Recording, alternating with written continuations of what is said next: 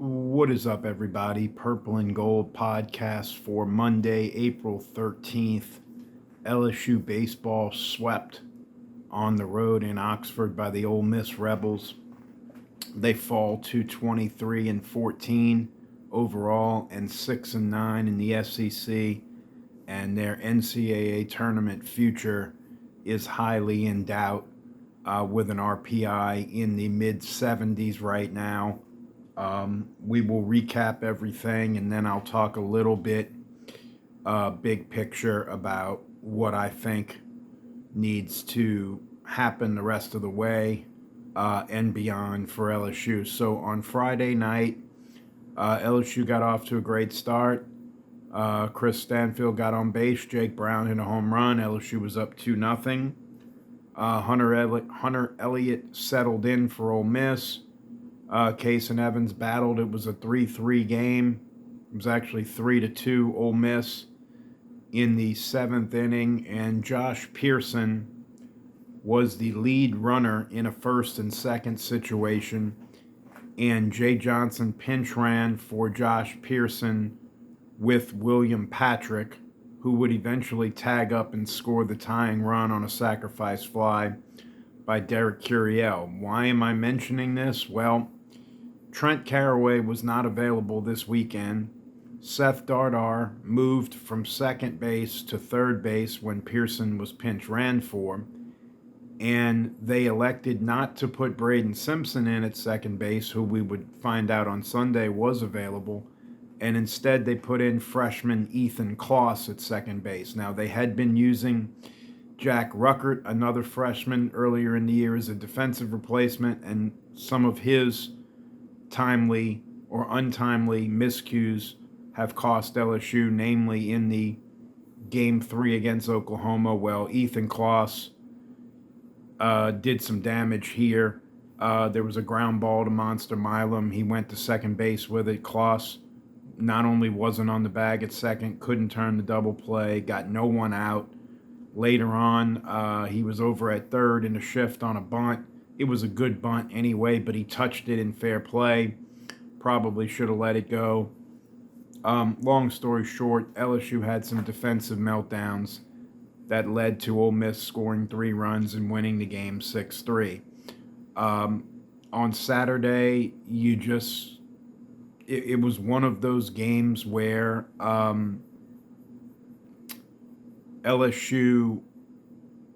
LSU's had a few of these this year where you question where this team is. They got up 2-0. William Schmidt was rolling for a couple 3 innings.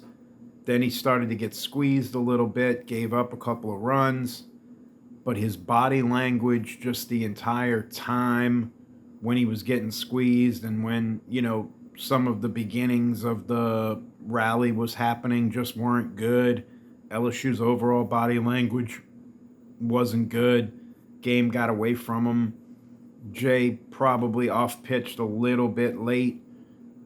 Seemed like every Ole Miss ball found a shift, found a hole, and they run ruled LSU 12-2. And so going into the Sunday game, it was pretty much do or die for LSU. And again, they come out for the third consecutive Sunday. 2 Sundays ago against Kentucky, they were down 7-0, came back to win 17-10. Then against Tennessee, they were down 5-0, came back to tie it at 5, eventually won 16-6. And here they're down 7-0 at the end of the 6th inning, and there being no hit. And they come out in the 7th, and Curiel, Aaron Beatty, and Brown go back to back to back, hit 3 solo home runs. They wind up having 2 on and 2 outs. Braden Simpson comes up with a huge 2-out hit to make it 7-5. Then Ole Miss sort of starts a little bit of giving it away on defense. Eddie Yaman hits a pop-up that no one can catch. Eventually, there were runners on first and third. Curiel hits a chopper over Will Furness's head at first base, and we're tied. And Jay Johnson had Marcos Paz in to finish out the 6th. And He had Devin Sharon ready in the bullpen. He had already burned through Gavin Guidry because Grant Fontenot only pitched a third of an inning. And I don't know why he didn't go to Devin Sharon right there. But he elected to keep Paz in, and Paz put a couple of guys on, and a run eventually scored off Sharon, credited to Paz. Sharon got out of the rest of that, but Ole Miss held on to win 8-7 and finished the sweep. So where does this team go from here? Well, quite frankly, they're probably not an NCAA tournament team right now. You start looking at the schedule, and a pretty red-hot A&M team comes to the box this weekend. LSU still has a series at Mississippi State, who I know inexplicably has been swept at home 2 weeks in a row, but I don't know how many wins you're going to get there. They've still got to play Georgia, who's the conference leader, and then they've still got to play South Carolina and Florida. And Florida looked really good this weekend in beating Georgia 2 out of 3. I think because of some of LSU's quad 4 losses and because of LSU's RPI situation, I don't think 13-17 in the league will get them in. I think they've got to be at least 14-16 and maybe even 15-15. And so to get to 15-15, they've got to flip the script and go 9-6 the back half of the schedule against arguably the tougher part of the schedule. Going into this, you looked at Vanderbilt, you looked at Oklahoma, you looked at Kentucky, Ole Miss, good teams, but not the murderer's row that maybe you thought A&M and Mississippi State and Georgia would be. Look, LSU's one good weekend away from getting right back in this, right? You win 2 out of 3 against A&M, you get to 8-10 in the league. The RPI, will shoot up a bunch, and you'll be right back in it. You lose 2 out of 3 this weekend, you would be 7-11, and you'd really be on the outside looking in. What can LSU do to play better? Well, right now, LSU's got just about every problem that you can have. So on a weekend like Oklahoma, where they only gave up 9 runs, the offense didn't show up, right? In a weekend like this, where Ole Miss comes in having not scored more than 15 runs in any single SEC weekend, you give up 26, and the pitching and the defense just lets you down. LSU's got injuries. Chris Stanfield bruised a rib going into the wall yesterday to make a great catch. He was not in, at the end of the game. Seth Dardar didn't play on Sunday because his foot and ankle injury deteriorated over the weekend. Trent Caraway wasn't available. He's got a cut on his hand. He can't throw the ball. Braden Simpson finally was back on Sunday, but I wonder if that was more out of necessity than him being 110% healthy. One of the things that I had said a couple of weeks ago, and I will say it again, and this is not meant to be a knock against Jay Johnson. I think when you are struggling and your team is struggling, you tend to overmanage. And the reason why I brought up the pinch running, the reason why I brought up leaving in Marcos Paz, the reason why I brought up some of those decisions is I think that he's overmanaging. And I know now, due to the injuries, there will be some extenuating circumstances on this, but I had been begging for weeks to sort of close ranks, right? And just find the 10 or 11 guys that are going to play, not extend this out past that. And I get it. It was 3-2. It was in the 7th inning. It's a very important run. John Pearson is not a fast runner, but I think when you have it in your head, okay, we're going to pinch run here with William Patrick, Dardar is going to go to third, who's going to go to second, and you land on Ethan Kloss because Caraway's not available, because maybe Braden Simpson wasn't available. Like, you have to play that out, and you have to say, okay, can I just trust John Pearson to make a read here? And I'm going to tell you why I say that. Could it have ended up being a base hit? Pearson gets thrown out at the plate. Maybe you don't get that run, and everybody says, why didn't you pinch run? Yes.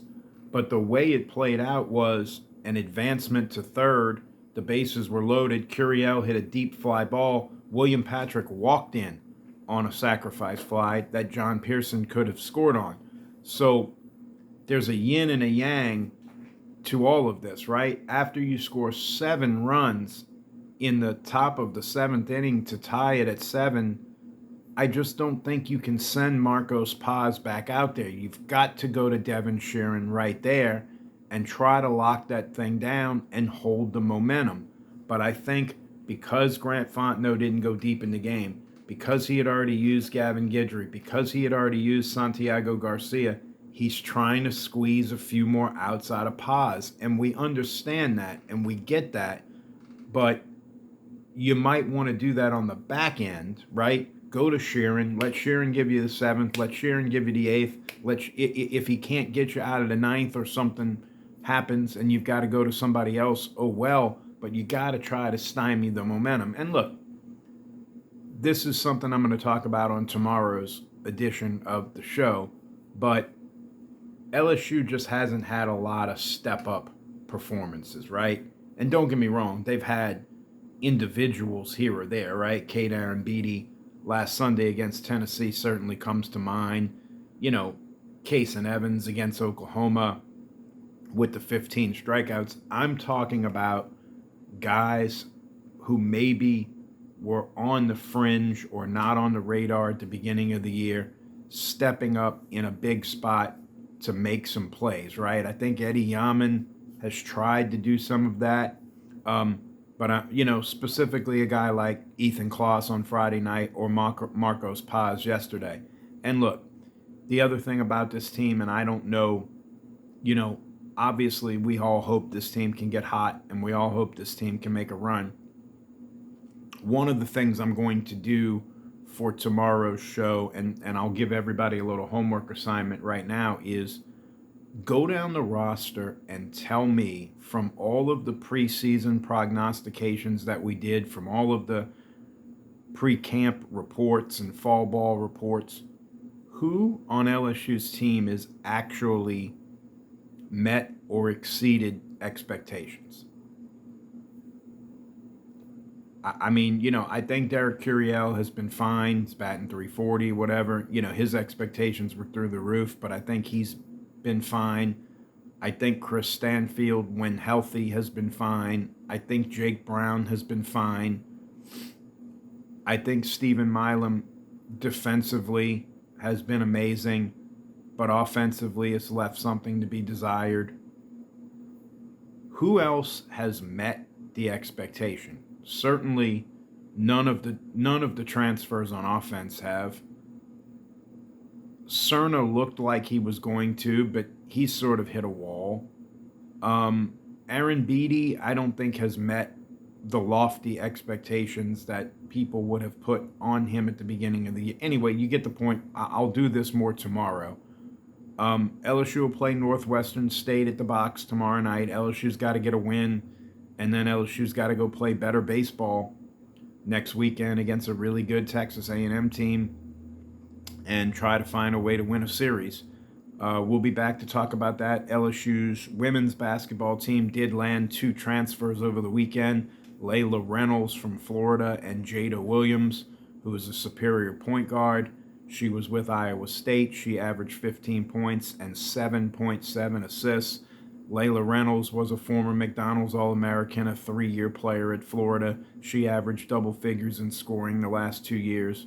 Those 2 young ladies will indirectly and in some ways directly replace Bella Hines and Jada Richard. LSU's women probably not done in the transfer portal. We can talk more about that as the week goes on.